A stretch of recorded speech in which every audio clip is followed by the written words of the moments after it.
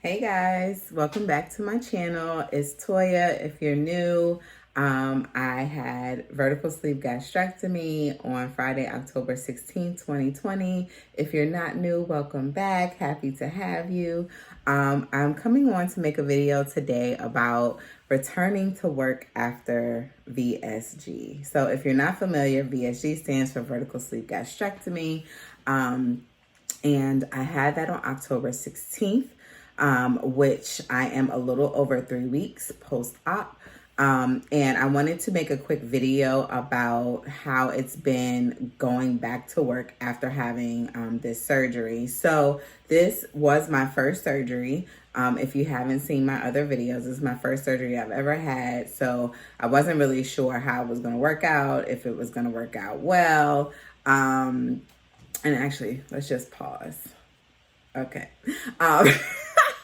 I know y'all sick of us, but we love y'all anyway. But I wasn't sure how it was going to work out, like how I was going to react, my body was going to respond, etc. So I did take 2 weeks off post-surgery, and I'm really happy that I did. I did get, I did speak with my doctor and my medical team about how much time to take off. I do not do physical labor for work. I work from home, and my work is, mainly like at a desk. So, but it is really mentally taxing. So I was trying to kind of figure out like, how much time I would really need off. So I started with the 2 weeks, because I knew that the first week would be just like healing and, getting acclimated to my body. The second week, I'm really happy I took off because that week I was able to, kind of get acclimated to eating again, and knowing like how to kind of pace everything time wise, because, when you have this surgery, you do have to take a lot of vitamins. You do have to take in, my doctor requests that we take in at least 48 ounces of liquid a day, 60 to 80 grams of protein a day. And even though I was, of course, meeting all those goals prior to surgery, like I've always taken vitamins like for as long as I can remember.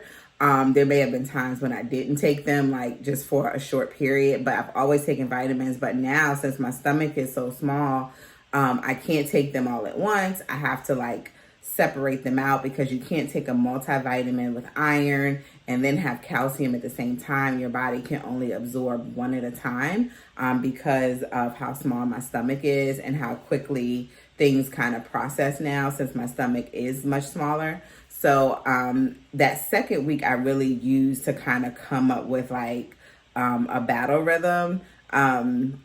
Of like, okay, when am I going to take this vitamin? When am I going to drink? Like how much water do I need to drink between this time and this time? And, how long does it take me to eat? And how do I kind of plan all that out to make sure I'm meeting all of my goals? And then also, how do I make sure I'm meeting my movement goals?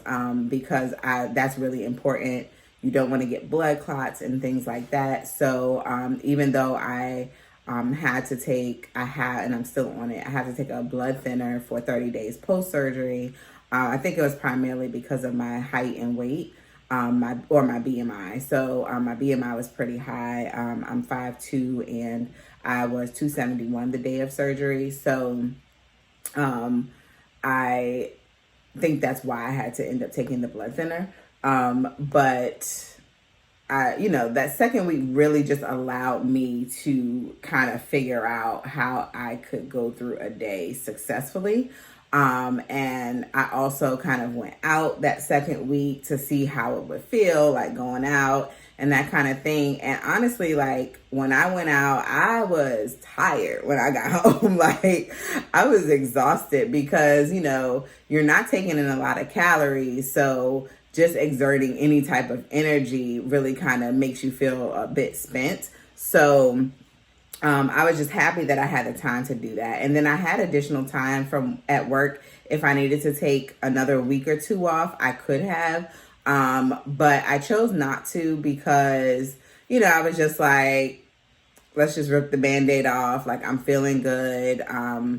I also have a part-time job, so I was working that throughout the 2 weeks. And it's not a part-time job in the sense of a traditional part-time job, but I do some online work, so I was able to kind of do that, and it's only a couple hours a week, so it wasn't really stressful, but I was able to do that during the 2 weeks that I was out. So, and I felt like my level of performance was where I wanted it to be. So I felt comfortable going back to my full-time job this past week. So this will be my second week back to work. And, you know, I'm not gonna lie, that first week was rough, y'all. The first week was really rough. It wasn't rough physically necessarily, but like, if you know, we're all in this whole like COVID space, and a lot of people are working from home. A lot of people are, you know, doing these Zoom meetings, and we don't use Zoom, but we use some of the other platforms. But it is exhausting being like in meeting after meeting after meeting after meeting. Like, it is mentally exhausting. And you have to be like alert and focused in these meetings, because the information you're gathering from these meetings, you then have to, you know, use to do your work, or, you know, strategize and things like that. So I would say by the time Friday got here, I was like, thank you, God. Like, I am tired. I am really tired. So do I think the 2 weeks was enough? Yes, I think it was enough. I think the first week would have been just hard or challenging regardless of whenever I decided to go back to work, just because, you know, you've been out of work and you have to kind of get acclimated again. So the first week was challenging because, you know, I have a fast-paced job. We have quick turnaround times, and, you know, I had to, you know, do the best that I could. So I think it was a challenge for that. And like some days I was like, okay, I really need like a 30-minute nap. Sometimes I was able to take a quick nap. Sometimes I wasn't, just depending on what my schedule was for the day. So I would take all those things into consideration if you're in the process of planning to get this procedure and wanting to know like how much time you need to take off. Really think about, you know, your job, how physically, how mentally taxing it is. Because I know that with my job, I would not have been ready to go back either week 1 or week 2. Like, I've talked to people who have gone back within the first week, like 3 or 4 days later. I've talked to people who've gone back after 1 week, and like, I would not have been ready week 1 or 2 post-op to go back to my job, because it is very like fast paced, and, you know, there's like really high expectations. So I just wouldn't have been ready mentally, or probably even physically to do that. So I'm happy I did the 2 weeks. I think it worked for me. I'm going to see how this next week is. And so I do support a federal government client. So I actually have my birthday off, which is Wednesday. My birthday is Wednesday, November the 11th. So I will have like a day off in the middle of the week. So I think that'll be really great. And then, you know, we have the holidays kind of coming up. So I think schedule wise, this all worked out really well. But I am optimistic that this next week will be great. And it will go smoothly.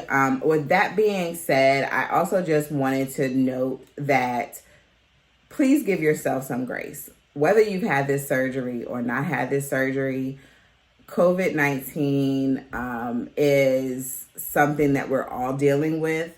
It has shown to exacerbate issues that were there before that we were able to kind of ignore. So really take the time to take care of yourself mentally, physically, and financially as best as you can, because, you know, we are typically our toughest critics, and I know that it is in a lot of our nature to act like nothing is going on and to continue to try to work and perform at these, you know, really high standards and, you know, overachieve and things like that. But like, we're in the middle of a pandemic. We have not experienced this before. And I know that it's been months now. But that doesn't change the facts that we're still in the middle of a pandemic, right? And so we're also transitioning from summer, where we had a little bit of relief, or what we thought was relief because we could go outside. But now we're transitioning back into the cold months. So please just give yourself grace and know that, like, you just have to take things one day at a time. And sometimes it's an hour at a time, it's a minute at a time. So just give yourself grace. If you need a break, take a break. And just be kind and gentle to yourself with your words and your actions and your thoughts, because this is a lot to deal with. And it's really bringing to the forefront other things that we each had to deal with individually. So just take this time to really work through those things as best you can, because who knows what will happen once all this is over. And even though we all want to come out to be these great, wonderful people post-pandemic, like, a lot of us are just trying to survive day to day. So, just give yourself grace and be kind to yourself. So that's all I wanted to say. I love you guys, and I look forward to talking to you again soon. Bye. I forgot to say, don't forget to like, comment, and subscribe. Also, please follow me on Instagram. I recently uploaded a Q&A video, and I'll be doing another one. So if you have questions, put them down below or send them to me on Instagram. Happy to answer them. All right, bye-bye.